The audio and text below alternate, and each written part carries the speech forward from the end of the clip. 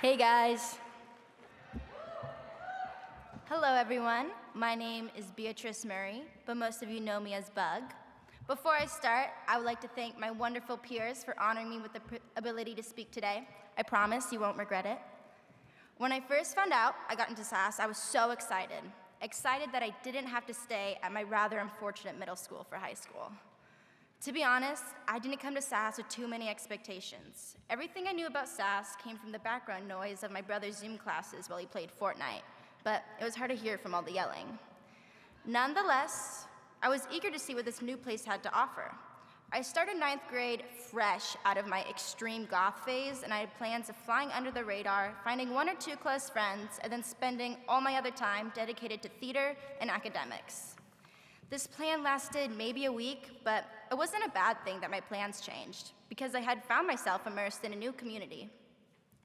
I was a rather odd kid, which led me to get picked on a lot in my aforementioned middle school. Surprisingly, my rainbow hair and black lipstick weren't popular among my fellow 12-year-olds. Every day, I was teased and I hid going from class to class, but when I arrived at SAS, I was greeted with kindness and acceptance. Finally, I had plenty of space to be me. One of the things I admire most about SAS as a school are the opportunities it gives its students. I started freshman year as a theater kid and on the track team, but by the time senior year rolled around, I was a visual artist and a wrestler, which is a rather extreme transition if you ask me.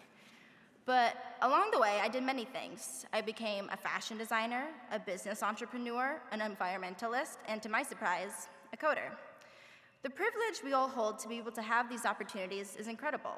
Having the ability to try new things allowed me to break my preconceived notions of what I am capable of doing, and also allowed me to discover new passions and build confidence in myself. It also made me less afraid of stepping outside of my comfort zone. This past year, I joined the wrestling team, which was something I had always wanted to do, but I never had the courage until my senior year. And I have to say, it was by far the best decision I've ever made during my time at SAS.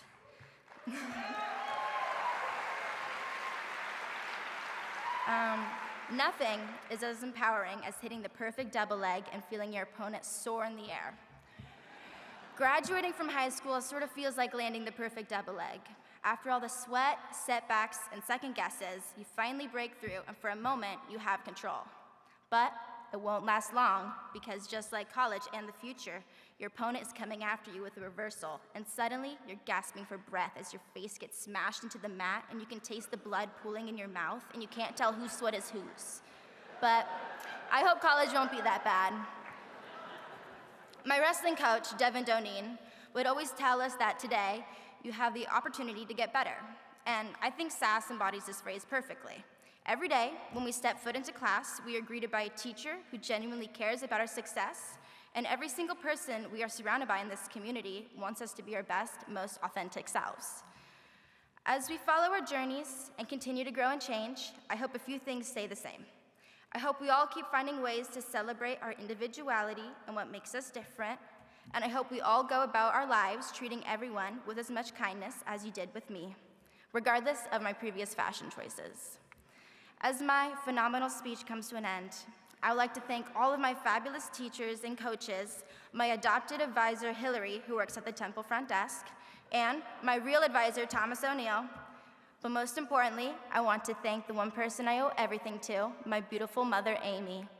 If it wasn't for her relentless strength, support, and love, I would not be anywhere close to where I am today. I love you, Mom.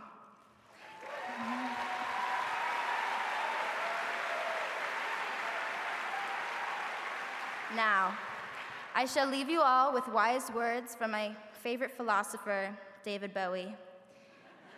This is our last dance, and this is ourselves. Thank you.